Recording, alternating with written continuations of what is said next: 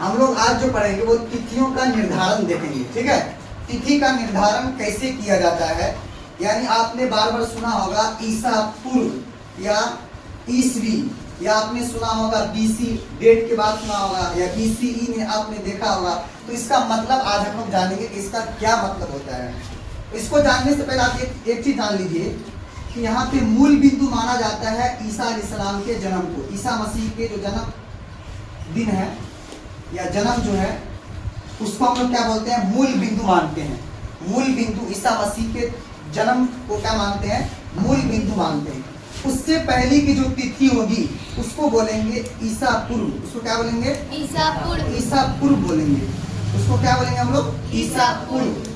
और ईसा मसीह के जन्म से पहले की जो तिथि होगी उसको कैसे गणना करते हैं हम लोग, ईसा पूर्व बोलते हैं। उसको क्या बोलते हैं, ईसा पूर्व। और इसकी गणना जो वो घटते क्रम में की जाती है। कैसे की जाती है, घटते क्रम में इसकी गणना की जाती है। यानी पहले 4 आएगा, उसके बाद 3 आएगा, उसके बाद 2 आएगा, उसके बाद 1, यानी कि घटते क्रम में हम लोग आएंगे। ठीक है, तो ईसा पूर्व की गणना कैसे की जाती है, घटते क्रम में की जाती है। कैसे की जाती है, घटते क्रम में की जाती है। ये ईसा पूर्व को अंग्रेजी में क्या बोलते हैं, बीसी, BC। शॉर्ट में क्या बोलते हैं, BC, या फिर बीसीई, बिफोर कॉमन एरा। क्या बोलता है, बिफोर कॉमन एरा, या बिफोर क्राइस्ट बोलते हैं। क्या बोलता है, बिफोर क्राइस्ट। ठीक है, ये चीज आपको याद रखना है। तो ईसा मसीह के जन्म से जो पहले की तिथि होगी उसको हम लोग क्या बोलेंगे, ईसा पूर्व बोलेंगे। क्या बोलेंगे, ईसा पूर्व, या फिर बीसी, या फिर बीसीई बोलेंगे। समझ में आ गया ना।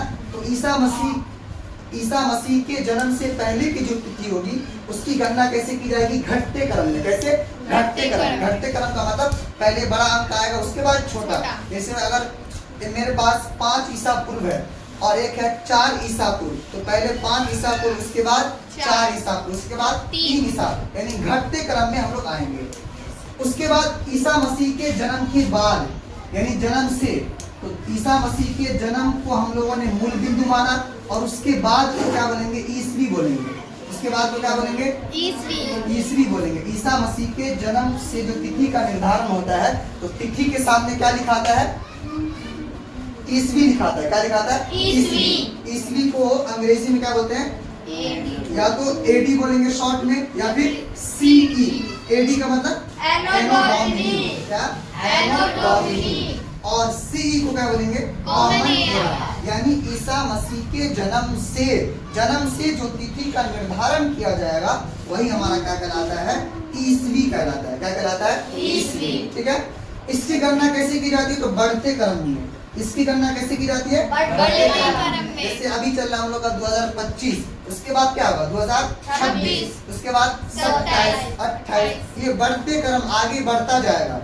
तो याद रखना है कि ईसवी को बढ़ते क्रम में, ईसवी की गणना कैसे की जाती है, बढ़ते क्रम में की जाती है। और ईसा पूर्व की गणना कैसे की जाती है, घटते क्रम में की जाती है। समझ में आ रहा।